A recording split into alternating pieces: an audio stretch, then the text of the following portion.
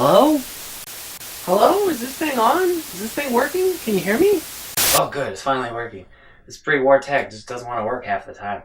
But my name is Dylan, and I thought you'd like to know that war never changes.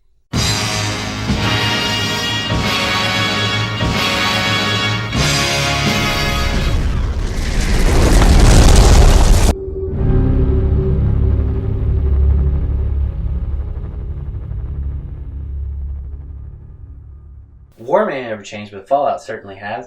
Now we have Fallout the board game. It has sold out extremely well. Its first print run has completely sold out, and also most reviews have been generally on the positive side, I feel like. But you could almost argue that it's been mixed, as plenty of negative reviews for the game have also come out. This review is going to be, yes, largely positive, but I'm going to say it's slightly rebellious in some ways because I think a lot of the points that I'm going to bring up just really haven't been brought up by a lot of other reviewers out there.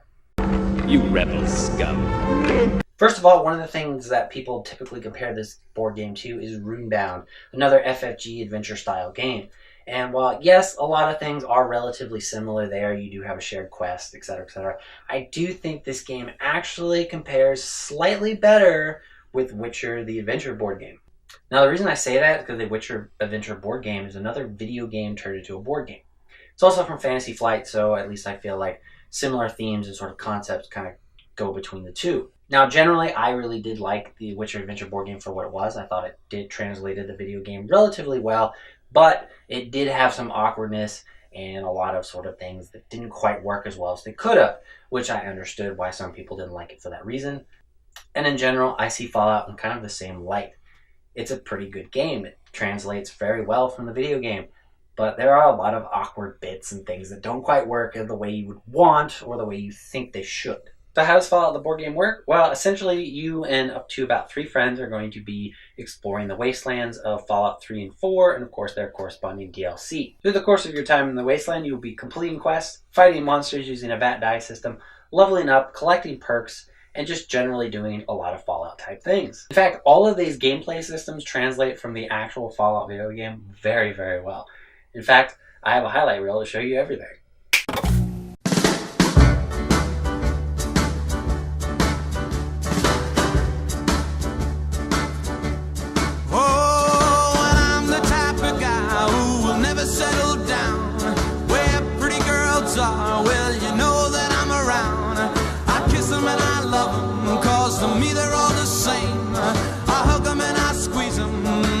Know my name, they call me the Wanderer.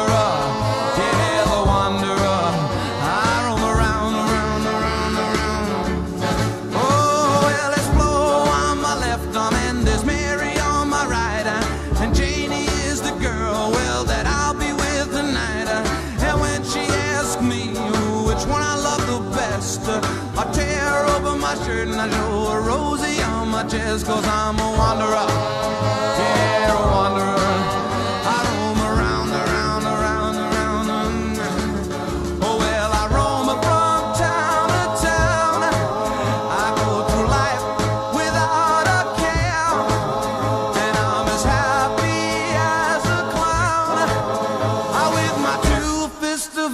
But I'm going nowhere. Oh yeah, I'm the type of guy that likes to roam around.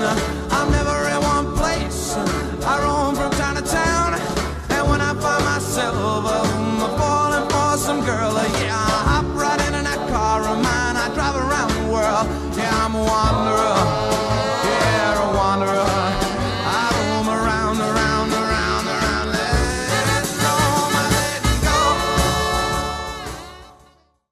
So as you can probably tell, this game really just kind of evokes a really big Fallout feeling.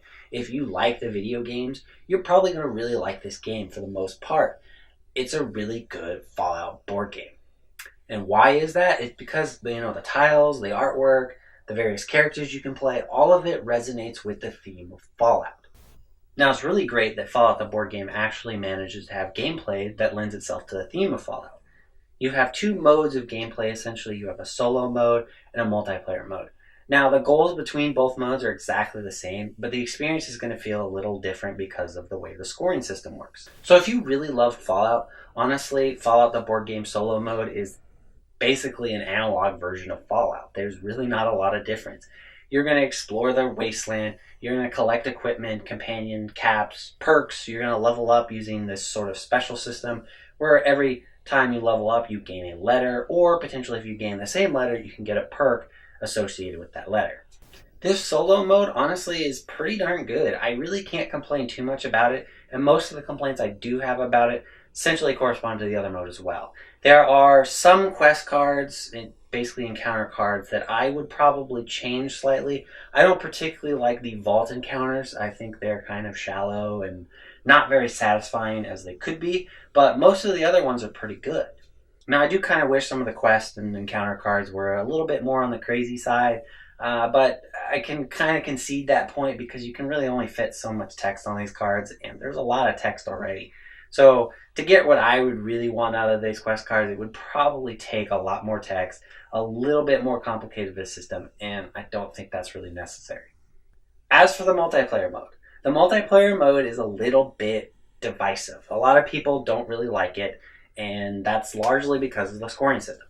So your goal, essentially, is to collect these cards called agenda cards, and they're sort of a victory point card system. Each agenda card is worth 1 point just by itself, but on the other side, you have sort of a goal to get, which can increase the point value of that card by 1 or 2 points. Most of the cards have to do with collecting types of equipment, or exploring all the tiles on the map, or just general things like that. The one type of card that does cause a lot of issue for people is the faction cards. These faction cards can be used to declare loyalty to a faction, in which case all enemies on the board associated with that faction will actually ignore you. But they can also be used to gain a lot of points. So the way that works, let's say I have a blue faction card. And if we look at the faction power board here, the blue faction is ahead of the red faction. So my point value for my one blue card is the difference in power between those two factions. Now, of course, if I go and complete another quest and gain another agenda card, let's say I get another blue faction card. Now I have double the amount of points I would normally have. And that's really where this game kind of falls flat for some people. It's just the scoring system is somebody can just randomly pick up and suddenly they have double the points they would just because that faction is way ahead of the other one. Personally, I don't necessarily disagree with that opinion, but I do feel like if a lot of people change the way they played the multiplayer, that might not be quite as much of an issue as it is. I've seen Fallout the board game play out in about 2 different ways. First of which is everybody kind of does their own thing. They roam around the board, they do encounters, they explore all the various tiles, they do the different vault encounters, that sort of thing. And yes, agenda cards are going places, but they're not really completing quests at a breakneck pace. And for the most part, that doesn't nab them a whole lot of points. Playing like that, the game is a little bit more satisfying than the other way, in which everybody's running around completing main quests and side quests, and agenda cards are flying left and right, and then all of a sudden, somebody wins. Generally, playing the second way is pretty unsatisfying. It leads to sort of this unclimactic ending, and things just kind of end, and it's really not all that exciting. I have not done much playtesting here myself, but I do feel that just tweaking the rules just a slight bit does help alleviate that feeling. It doesn't fully get rid of it. I think somehow the agenda cards need to be changed, hopefully an expansion or something, just to make the scoring work a little bit better in the competitive mode. Generally, I think if you just up the required agenda for various player limits, it should help alleviate the pressure of the faction cards just suddenly ending the game. That does not mean that it fully alleviates the problem of the agenda cards. Since more agenda cards are required, people are acquiring more, which means someone may end up with 3, maybe even 4 of a certain faction. Generally, though, I feel like the longer the game is played, the more the balance kind of works in its favor. And I feel here that Fantasy Flight was trying to balance game length with sort of the game theme. And the length of the game does work. It's actually really quick once you get the rules down. Generally playing in about an hour, hour and a half, even with up to 4 players. And that's kind of remarkable for how sort of big this game can be. That being said, I feel like just making the game a little bit longer alleviates a lot of the problems that the game does have. So all in all, thematically, I think this game is a complete hit. It strikes all the right Fallout notes. completely there. And solo mode is honestly fantastic. I really don't see too many really issues, and most of them are nitpicky at that point.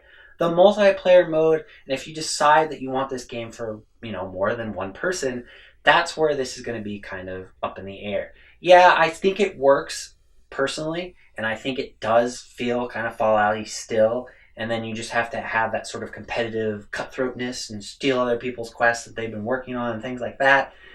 But at the same time, it's going to feel a little janky, and it's not going to quite work exactly the way you want it. But I kind of feel that's okay because it's Fallout, and, any modern Fallout game is a tiny little bit broken.